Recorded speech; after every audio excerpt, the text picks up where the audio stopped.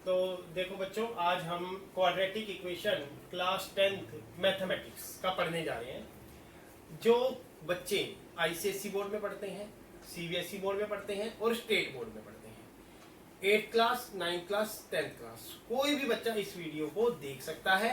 Because इसके भी अंदर पहले बेसिक कंसेप्ट आपको बताए जा रहे हैं। क्या बेसिक बताया जा रहा है? सबसे पहले बताया जा रहा है जनरल फॉर्म। क्या बताया जा रहा है? General form. जनरल फॉर्म क्या होती है? क्वाड्रेटिक इक्वेशन की। किसकी? General form of quadratic equation. ये क्या होती है? जरा ध्यान से देख लो सारे बच्चे।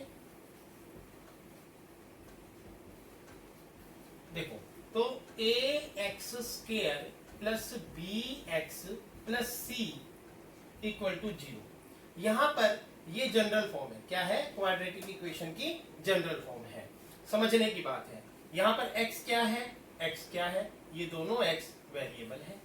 आपको ये क्लियर कर दूं मैं पहले से।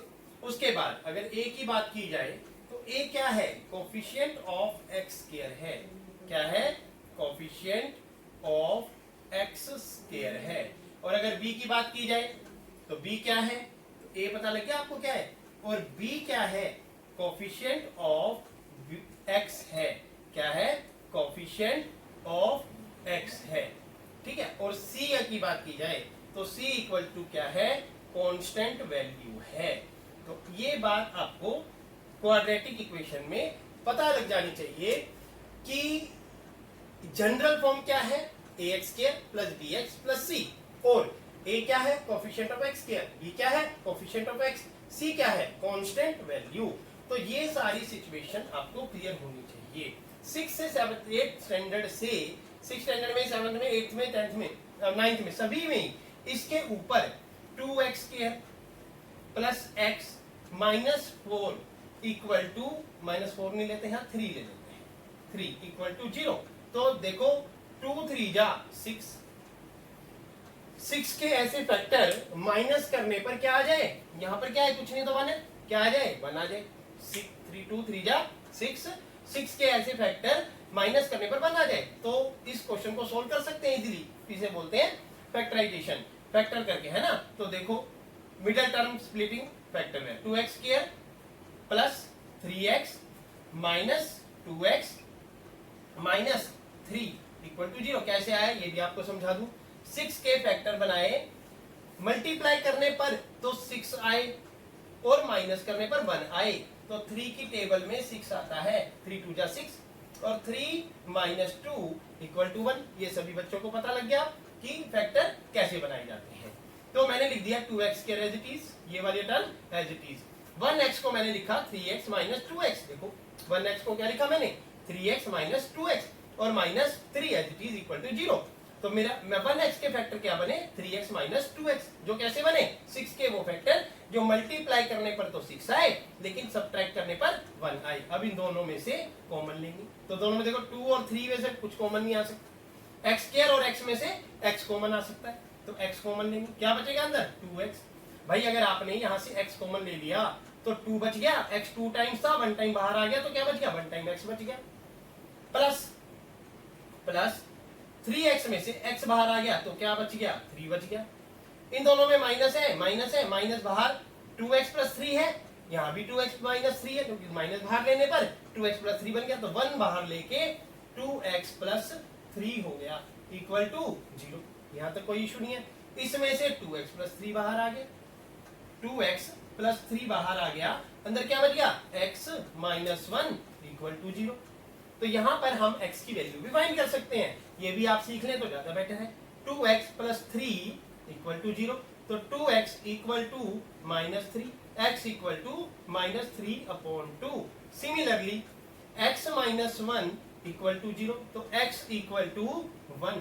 ये भी आपको आंसर आ गया। तो इस तरीके से हम अपने क्वाड्रेटिक इक्वेशन के न्यूमेरिकल पार्ट को इस तरीके से सोल्व कर सकते हैं।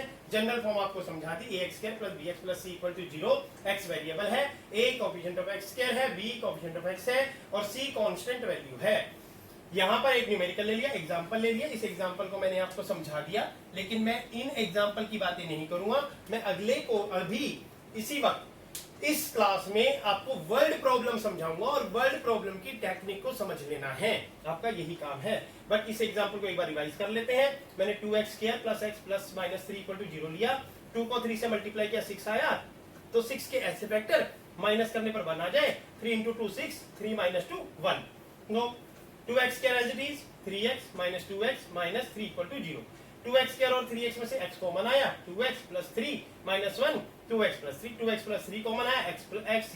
यहां से जब ये 2x प्लस 3 बाहर आएगा तो देखो क्या बचेगा, x बचेगा, माइनस 1 बचेगा equal to 0। 2x plus 3 equal to 0 means 2x equal to minus 3, 2 नीचे चला गया, x equal to minus 2, 3 minus 3/2, x minus 1 equal to 0, x equal to 1। तो यहां तक आपको क्लियर हो गया। ये पहला बेसिक कंसेप्ट है। मैं अभी पॉलिनोमियल्स के सारे फॉर्मूले आपको नहीं बता रहा, वो मैं धीरे धीरे बताऊंगा आगे चल के।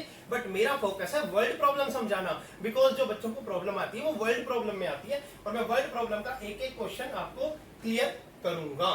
ठीक है, तो अभी देखेंगे। वंश उसको पॉज करना।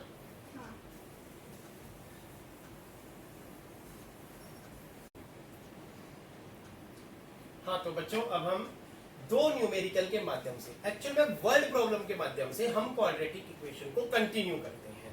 जितने भी वर्ल्ड प्रॉब्लम हैं इस क्लास में आपको मिलेंगे, और आपके वर्ल्ड प्रॉब्लम जो आप कर रहे हो, किसी भी बुक में कर रहे हो, कहीं से भी कर रहे हो, चाहे वो आईसीएसई की है, चाहे वो सीबीएसई की है, चाहे वो स्टेट बोर्ड की है, तो यहाँ पर ये समझ लेना कि क्वेश्चन का फेस यहाँ पर जैसा है, वहां आपको अगर जैसा भी मिलता है और आप उसको फॉलो करके करते हो तो इजीली आपको समझ आएगा।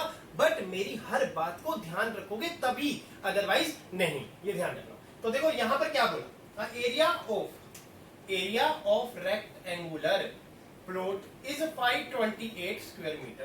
तो देखो जब भी रेक्टेंगुलर की बात आ जाए तो आप यहाँ एक बुक में, नोटबुक में अपने रेक्टेंगुलर बना लो।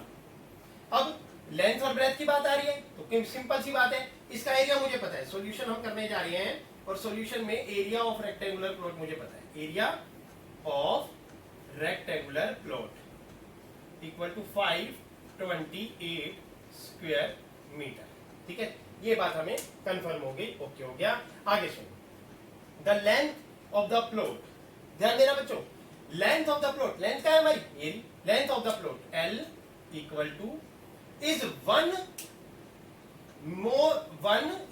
meter, 1 more than twice its breadth। ध्यान देना, is 1 more than twice its breadth। तो breadth को लेट कर लो, late breadth of rectangular plot x। तो ये हमारी breadth हो गई, breadth इक्वल टू x। क्या बोला उसने, 1 मीटर मोर देन, एक ज्यादा है किससे, x के ट्वाइस से। तो 2x प्लस 1, 2x प्लस 1 मतलब कि x का ट्वाइस कर दो, ट्वाइस इट्स ब्रेथ, x का ट्वाइस कर दो और 1 मोर देन कर दो। जिन बच्चों को स्टेटमेंट समझ में नहीं आती वो बहुत ध्यान से समझें, बिकॉज आपका एवरी न्यूमेरिकल का सॉल्यूशन आपकी स्टेटमेंट को अंडरस्टैंडिंग पर डिपेंड करता है। तो कैसे आपकी अंडरस्टैंडिंग क्या होगी भाई, यहां साफ साफ बोला 1 more than twice its breath. अगर ब्रेथ x है तो ब्रेथ का ट्वाइस मतलब 2x प्लस 1 मोर देन 1। ठीक है, तो लेंथ क्या हो गई, लेंथ इज 2x प्लस 1। अब सिंपल सा लॉजिक है, उसने क्या बोला कि एरिया मुझे पता है 528, तो अब क्या होगा, length into breadth equal to area. ये सबको पता है बात, इसको सॉल्व करना आसान हो गया। लेंथ क्या है 2x प्लस 1 मल्टीप्लाई ब्रेथ क्या है x इक्वल टू एरिया। ठीक है, अब मल्टीप्लाई कर लो, 2x को x से करोगे 2x स्क्वायर प्लस x को 1 से करोगे x इक्वल टू 528। अब 528 उधर ले जाओ, 2x square plus x minus 528 equal to 0। अब यहां पर क्या करेंगे, ध्यान देना बच्चों, 2 मल्टीप्लाई 528, तो 528 28 टू जा 56, 5 टू जा 10, तो 1056 ये मेरा आ गया। इसके फैक्टर बनाऊंगा मैं, 2 5 जा 10, 2 2 जा 4, 2 8 जा 16, 2 2 जा 4, 2 6 जा 12, 2 4 जा 8, 2 पे 2 1 जा 2, 2 3 जा 2 2 जा 2 पे 2 6 2 6, 2 पे 33, 3 पे 11 और 11। अब यहाँ फैक्टर बनाने हैं आपने, 1056 कैसे आया, 2 मल्टीप्लाई 528 1056 1056 के ऐसे फैक्टर बन गए जिससे मुझे ये पता चले। तो देखो 11 3 जा 33, माइनस करने पर 1 आ जाए। क्या आ जाए? 1 आ जाए। तो क्या होगा? 2 2 जा 4 2 जा 8 2 जा 16 2 जा 32। मतलब फैक्टर क्या बने? 1056 के फैक्टर बने 32 इंटू 33। क्या बने? 32 इंटू 33।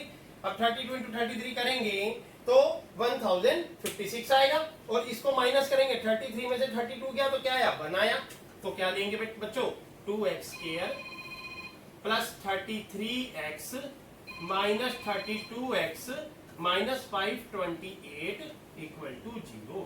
अब कॉमन ले लेंगे, x कॉमन लिया, 2x प्लस 33 माइनस 30 माइनस कितना कॉमन लें कि यहां पर 2 आए, क्योंकि यहां 2x है। तो 32 में से क्या कॉमन लेगी? 2 आए। 16 2 जा 32 होता है। 16 2x प्लस 33 इक्वल टू 0। तो 2x प्लस 33 बाहर ले लेंगे, 2x प्लस 33, और यहां आ गया x माइनस 16 इक्वल टू 0। तो यहां पर हमें समझ आ गया x minus 16 equal to 0, x equal to 16। x equal to 16 means आपकी ब्रेथ आ गई, ब्रेथ इक्वल टू 16 मीटर। और लेंथ क्या आ गई? लेंथ आ गई 2 मल्टीप्लाई 16 प्लस 1, मतलब कि 32 प्लस 1 इक्वल टू 33। तो दो आंसर आ गए आपके, एक लेंथ हो गई, एक ब्रेथ हो गई। अब सिंपल सा लॉजिक है, हमने ब्रेथ 16 मीटर फाइंड की, उसका ट्वाइस 32, 1 मोर देन 16 मीटर अगर हमारी ब्रेथ आई है, 1 metre 1 more than twice its breadth, breadth हमारी 16 का ट्वाइस 32 प्लस 1 33। हमारी स्टेटमेंट बता रही है, हमारा आंसर तो करेक्ट है। समझे मेरी बात? तो ध्यान देने वाली बात कहां आती है? स्टेटमेंट पे आती है बच्चों। क्या ध्यान देना है कि जब भी आपका आंसर आ जाए तो एक तो आपने उसकी यूनिट लिखनी जरूरी है, और आपको उसका आंसर बताना जरूरी है, और आपको स्टेटमेंट भी समझानी जरूरी है। तो इस न्यूमेरिकल को आप देख सकते हो, और इसके आप स्क्रीनशॉट भी ले सकते हो। अभी एक और न्यूमेरिकल हमारे सामने खड़ा है। सेकंड मैंने एक एग्जांपल लिया, द प्रोडक्ट ऑफ 2 कंसेक्यूटिव। जब भी यहां पर कंसेक्यूटिव इंटीजर्स आए, क्या आए? 2 कंसेक्यूटिव इंटीजर्स आए, तो इनका क्या है? प्रोडक्ट। तो पहले तो ये पता होना चाहिए कि भाई कंसेक्यूटिव इंटीजर्स होते कौन से हैं। पहले तो ये क्लियर होना चाहिए ना आपको कि कंसेक्यूटिव इंटीजर्स होते कौन से हैं। तो लिख दो भाई, let first consecutive integers equal to x। पहला कंसेक्यूटिव इंटीजर्स क्या है? x है। सेकंड कंसेक्यूटिव इंटीजर्स क्या है? ये भी देख लो भाई। Second consecutive integers equal to x plus 1। मतलब कि अगर आपके पास 1 कंसेक्यूटिव कौन से होते हैं? 1 2 3 4 5 डॉट डॉट डॉट। अगर आपने x इसको मान लिया तो ये प्लस 1 है, 1 प्लस 1 2 है ना। तो अगर ये x ले लिया तो x प्लस 1 2 हो गया ना। सिंपल सा लॉजिक है कि आपको ध्यान में रखना है। तो consecutive integers equal to x। इस बार दोबारा इसके ऊपर रिपीट कर देता हूं, कंसेक्यूटिव तो ठीक दिख ही रहा होगा आपको। Consecutive integers equal to x, second consecutive x plus 1। अब इन दोनों का प्रोडक्ट इक्वल टू क्या है? 306। ये लास्ट क्वेश्चन है, अभी खत्म हो जाएगा 2 मिनट में। x product of 2 consecutive integers, product x plus 1 equal to क्या बोल रहे हैं वो? 306 बोल रहे हैं। तो एक बार इसको सॉल्व कर लेते हैं। x को x से multiply, x square plus x equal to 306, x square plus x minus 306 equal to 0। अब यहाँ पे आपको क्या दिखाई दे रहा है? 306 के ऐसे फैक्टर माइनस करने पर क्या आ जाए? 1 आ जाए। ठीक है, तो हम 306 के फैक्टर बना लेते हैं भाई। यहाँ पे 2 पे 2 1 जा 2, 1 2 5 जा 10, 2 3 जा 6, 3 पे 3 5 जा 15, 3 1 जा 3, 3 पे 3 1 जा 3, 3 7 जा 20, 17 पे 17 1 जा 17। तो देखो जी, माइनस करने पर 1 चाहिए, तो 3 3 जा 9 2 जा 18, 18 इंटू 17, 18 में से 17 गए तो कितना आएगा? 1, और मल्टीप्लाई करेंगे तो कितना आएगा? 306। तो हमारे फैक्टर क्लियर हो गए हमें। तो हमें फैक्टर भी ऐसे निकालने आने चाहिए। कई बच्चे ऐसे होते हैं जिनको फैक्टर निकालने का नॉलेज नहीं होता, तो वहां ये इस टेक्निक से निकाल सकते हैं। अब हमारे पास 18 इंटू 17 है ना, तो x square plus 18x minus 17x और minus 306 equal to 0। x common ले लेंगे, x प्लस 18 माइनस 17 कॉमन ले लेंगे, x प्लस 18 इक्वल टू 0। तो यहाँ पर x प्लस 18 कॉमन आ जाएगा ब्रैकेट में, और क्या बच जाएगा x माइनस 17 इक्वल टू 0। तो यहाँ पर x minus 17 equal to 0, x equal to 17, मतलब मेरा फर्स्ट कंसेक्यूटिव इंटीजर्स आ गया, first consecutive integers equal to 17 और second consecutive integers equal to 17 plus 1 equal to 18। ये दो आंसर आपके आ गए, और इस तरीके से आप इस क्वेश्चन को सॉल्व कर सकते हैं। वंशु पाउस करो। बोला तो था अभी, बिल्कुल हिंट बीच में दे दिया था। हाँ तो बच्चों, अब हम नेक्स्ट क्वेश्चन देखेंगे। नेक्स्ट 2 क्वेश्चन हमारे ये है कि Rohan's mother age is 26 year older than him. तो यहाँ पर सॉल्यूशन के वक्त हम ध्यान देंगे, ध्यान देना कि लेट रोहन एज, किसकी एज लेट करेंगे हम, रोहन एज, रोहन की एज लेट कर लेंगे हम। रोहन की एज क्या है लेट करिए हमने, x, ठीक है। उसके बाद हम his mother age, his mother age, तो मदर एज ले लेंगे हम। मदर एज क्या आएगी, x, उसने बोला 26 ओल्डर देन हिम, तो मतलब उसकी मदर 26 ईयर बड़ी है, 26 साल, और नेचुरल है ना, मम्मी तो बेटे से बड़ी है। तो कितने साल, उसने क्वेश्चन स्टेटमेंट में लिखा है Rohan's mother age is 26 years older than him. तो अगर रोहन की एक x ईयर का है तो उसकी मदर x प्लस 26 ईयर की है। यहाँ पर ईयर की बात होगी, ठीक है। अब आगे सुनना ध्यान से, प्रोडक्ट ऑफ देयर एज, अच्छा ठीक है जी, इन दोनों का प्रोडक्ट करना है, लेकिन इन दोनों का नहीं करना, आगे सुन लो पहले। 3 ईयर फ्रॉम नाउ, यहां समझने की बात है। 3 ईयर फ्रॉम नाउ का मतलब होता है 3 साल बाद, अब से 3 साल बाद क्या होगा, बढ़ेगी एज या कम होगी, बताओ। रोहन कितने साल का हो जाएगा, एक्स में प्लस करेंगे या माइनस करेंगे, भाई प्लस करेंगे। क्यों करेंगे प्लस, क्योंकि बढ़ जाएगी एज, मेरी एज भी तो 3 साल बाद क्या होगी, बढ़ेगी। तो सिमिलरली 3 ईयर फ्रॉम नाउ जब भी आ जाए तो आपने क्या करना है, 3 ईयर यहां लिख लेना है, 3 year from now Rohan age, तो बढ़ेगी ना, तो क्या करेंगे +3 कर देंगे, क्या करेंगे +3, x प्लस 3 ईयर।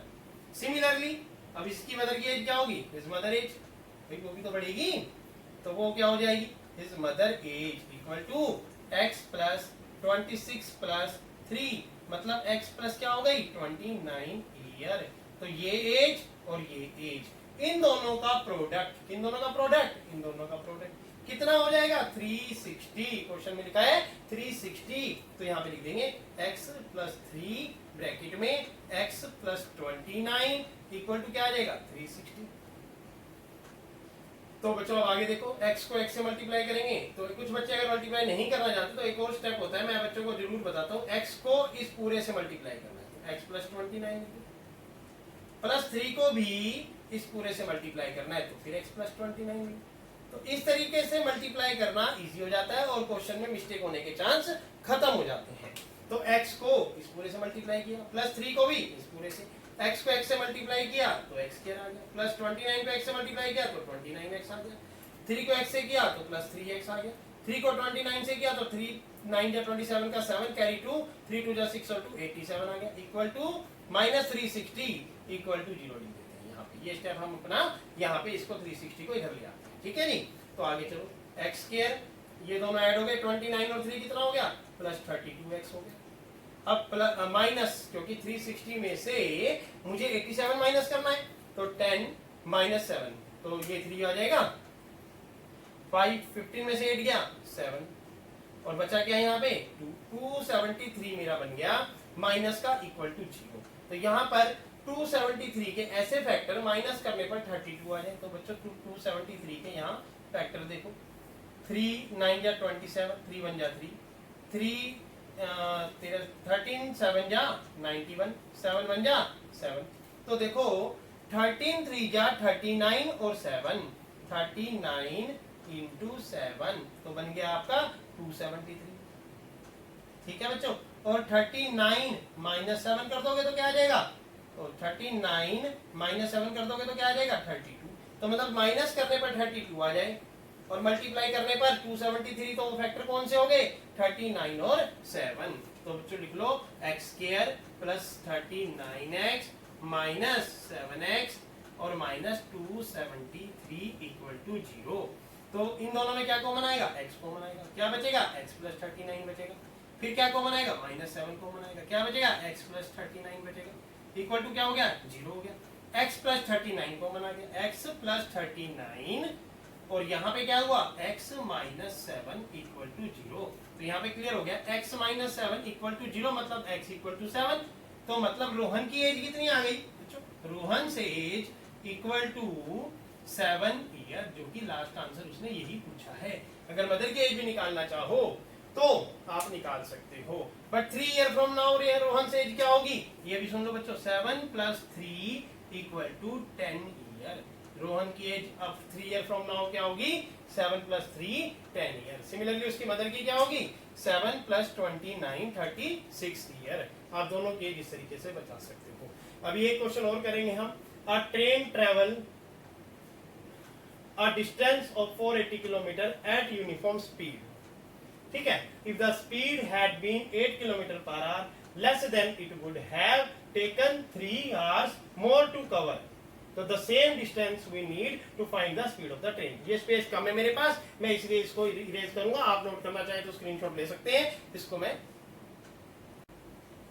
तो बच्चों हम आगे चलेंगे, इस क्वेश्चन को करेंगे, वो पिछला क्वेश्चन हमने कर लिया। अब इस क्वेश्चन को देखो, स्पीड ऑफ ट्रेन कहते हैं।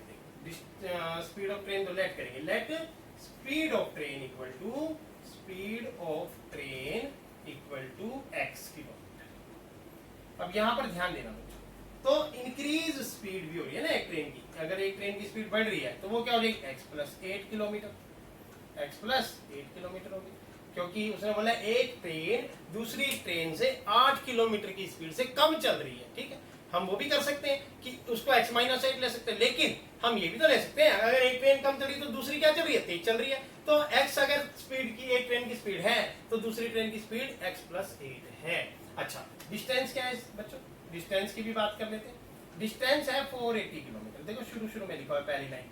अब सिंपल सॉल्व करना आना चाहिए अकॉर्डिंग टू क्वेश्चन। क्या बनेगा, आप ध्यान देना बच्चों कि 480 upon x minus 480 upon x plus 8 equal to कितने घंटे लेट हो गए हम, 3 आवर लेट हो गए, ठीक है। तो यहाँ पर ये समझने वाली बात है, जो इंक्रीज ट्रेन थी, जो तेज चलने वाली ट्रेन थी, वो पहले है, ठीक है, और वो बाद में है, बीच में इसलिए क्या आ गया, सब्ट्रैक्शन का साइन आ गया। अब सॉल्व करेंगे, x प्लस 8। एक और टेक्निक भी है, आपको पहले उस टेक्निक को भी क्लियर कर देते हैं। अगर हम यहाँ से 480 को कॉमन ले लें तो हमारा और इजी हो जाता है सॉल्यूशन।